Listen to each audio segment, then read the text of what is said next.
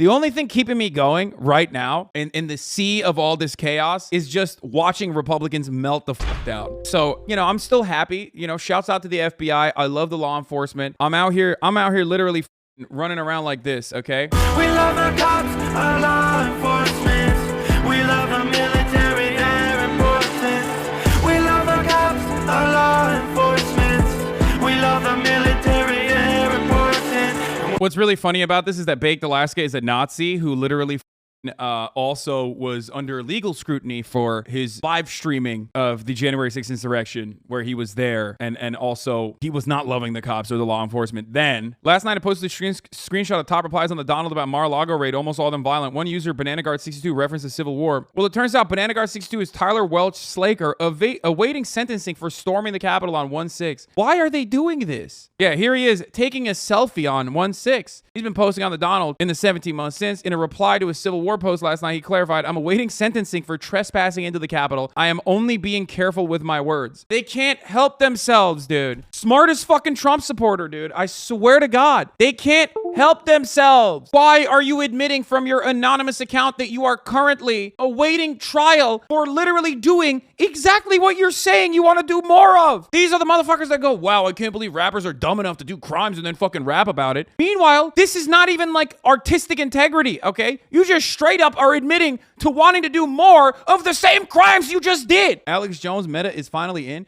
My friend, Alex Jones Meta has always been in. It is the same exact energy as taking a selfie when you are doing a fucking crime, because they think law enforcement is historically supposed to protect them from the bad guys, the scary guys, black people, brown people, undocumented immigrants. That's the reason why they openly mention shit like this. The Alex Jones Meta is just being an entitled conservative, and it's awesome. I love that. I love how confident they are. They're like, yeah, we're gonna do it. Now, we'll see what happens. We'll see what happens in the aftermath of all this when everything unfolds. But part of the reason why I was a little worried even yesterday while talking about this, even though we are celebrating, you know, Schadenfreude, even though we are celebrating conservatives fucking going crazy on the timeline over this, was because if it's for nothing, if it's literally for if it's for like a minor mishandling of evidence or whatever the fuck, mishandling of like classified documents, I'm not going to sit here and give you the Rachel Maddow take about how important this is, because I don't know exactly what kind of evidence this is, okay? Do you understand? Because remember, Maggie Haberman wrote an article yesterday on the New York Times before this raid happened about Donald Trump throwing notes that he had written in the toilet. And that's technically unacceptable and not allowed, right? You're not supposed to do that. Everything that the president writes needs to be preserved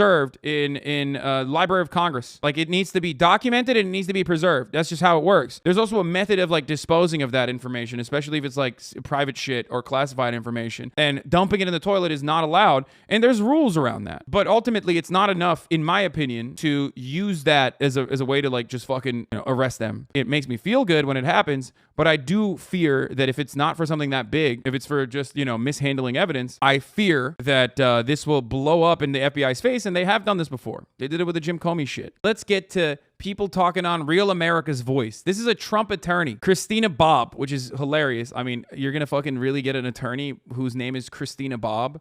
Two first names, by the way. Completely unacceptable. Never make a mistake like that. Straight up saying they planted evidence, okay? Hogwatch is on. There was actually anything there that's worthwhile. We'll see what they come up with. You know, if they did, it'll be interesting, especially since they precluded me from actually watching what they did.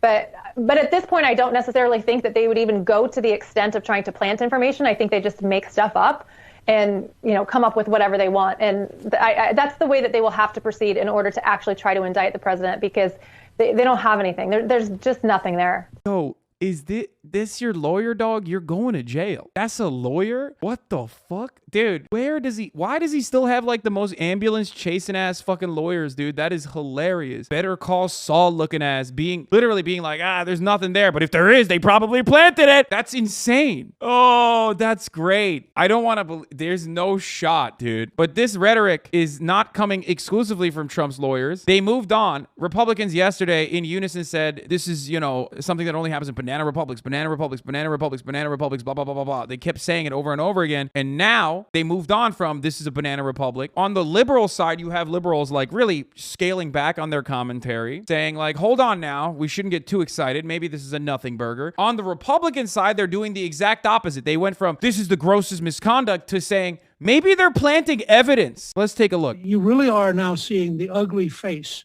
of a tyranny And the left is so desperate, so frightened. And you're watching Trump win. Again, apparently the last votes came in, and his candidate beat another of the people who had voted to impeach him. So he's now, I think he's now defeated 7 of the 10 people with a couple that voted to impeach That's him. right. Joe Kent. And well, in one case, Kevin McCarthy talked him out of challenging Valadao because we wouldn't keep the seat.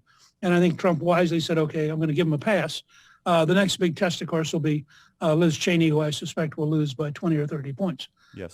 And she's part of this. I mean, she is part of the effort to turn the system into basically a tyrannical, anti-conservative, anti-Republican, constant violation of the law, which is what the January 6th committee is. You have a fake committee being covered by the fake news with a fake FBI, which, by the way, you'll notice they didn't allow anybody on the Trump side into Mar-a-Lago. So we have no idea whether or not they planted evidence. Yes. Yeah, that's so fucked up because, like, normally, you know, when you're conducting a fucking raid, you're supposed to be like, hey, here's exactly when we're going to do that. Here's the time and place we're going to do it. If you want to hide all your files, if you want to flush them, like, go ahead. That's like what famously, the FBI is famous for being like, hey, we're coming over. Please flush all of the secret stuff that we're coming for. Please do that. That's exactly right. And Newt, I have a couple thoughts. Number one, I wish I trusted our law enforcement. You need some form of law enforcement to have a civil society. But I'm right with you. I say, oh, they're planting evidence. How disappointing of a place we are in our country where our... Bro, what the fuck? He said they're planting evidence. How disappointing that, like, it's gotten to a point where I think the FBI is planting evidence. Okay, well, that's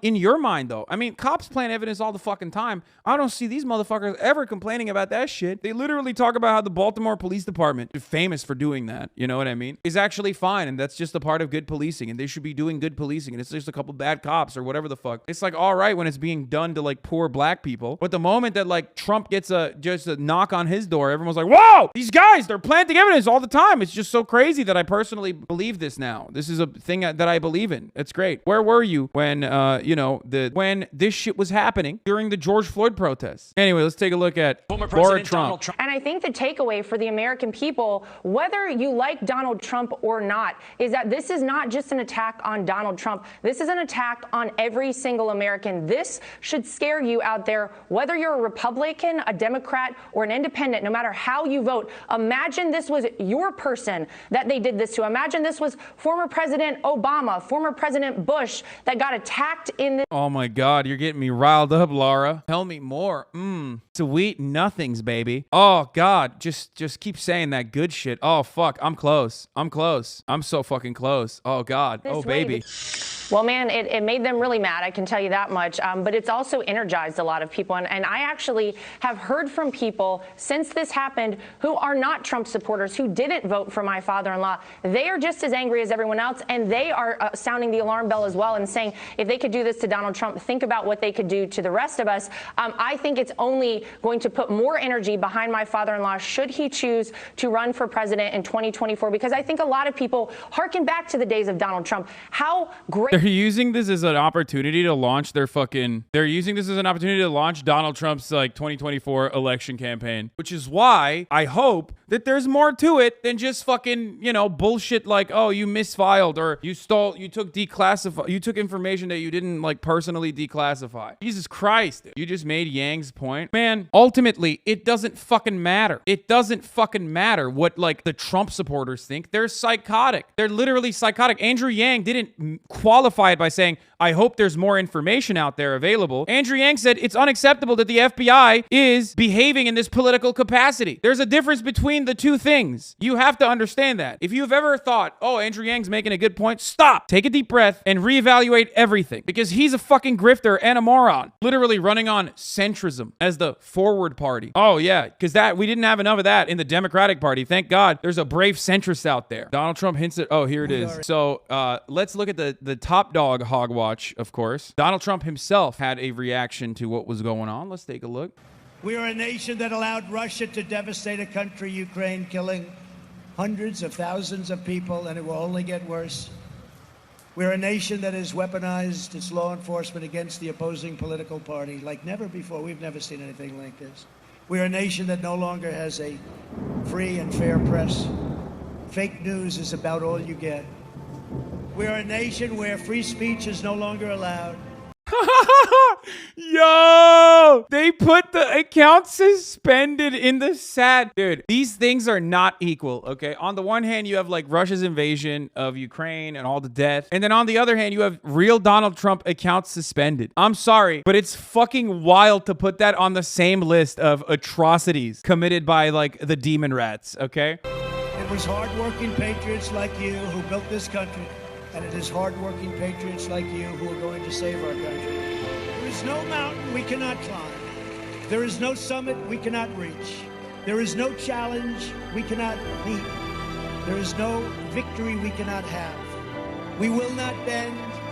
We will not break. We will not yield. Ever, ever, ever.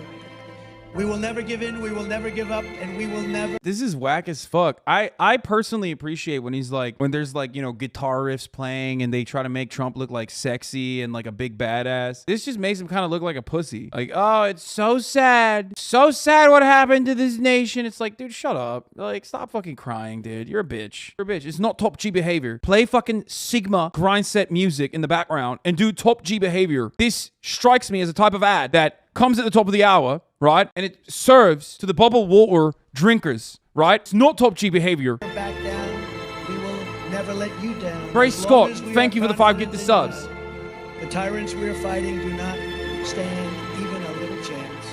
Because we are Americans, and Americans kneel to God and God alone. And it is time No, that's not true. As an American, I kneel whenever I see a cop, a brave boy or girl in the blue, and I suck them off. That's the only time I kneel. to start talking about greatness for our country again.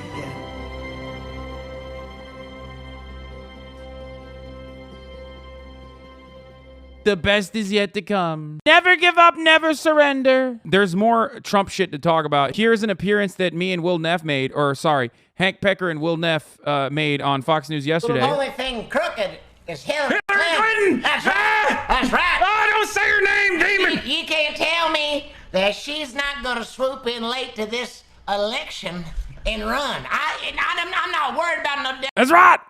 Also, Steven Crowder is popping the fuck off. Let's see what Steven Crowder had to say. This is a dark day in American history. He said, tomorrow is war. Dark day in American history. We get to do this with you. We get to experience it with you. This is one of those days that you are going to remember for the rest of your life. This is one of those days that you're going to be telling your children about, your grandchildren about. This is a line that has been crossed. Last night I thought about, doing a video on Instagram, something while this was happening, or going to a live stream in that moment, because we've done that in the past. I was conflicted. And let me explain to you what I mean. You're mad. I'm mad. You're pissed, rightfully so, but you don't want to make decisions at that point. You want to make decisions that are measured and appropriate. And you don't want to interrupt your enemy while they're making a mistake. So that's what I was thinking about. Oh my God, is he in tears? He's like on the verge of tears a little bit. What is happening? This is awesome. And then I started thinking about, okay, strategy, what does this mean? Obviously, this is going to have some backlash with the midterms. How should we couch our words? I always try and be pretty prudent with issues like this. And then I found myself at the crossroads. If you have children, by the way, they shouldn't be watching the show today. At the crossroads of I don't care and fuck you. This is so wrong, so tyrannical. There needs to be a hill that you're willing to die on. This is it. Now, I don't mean literally. I'm not calling you to violence, unlike what's being implied on Twitter, Eric Swalwell. Wait, what? So what is he saying? Like, if it's not, he means like what? Figuratively die on the hill? So what do you mean? Like, how are you going to fight back then? Is he going to turn around and be like, just vote, sweaty? With a fight like hell, banging Chinese spies. You're mad. Now, we don't need to make our decisions right now. We do need to wait for some information to come out.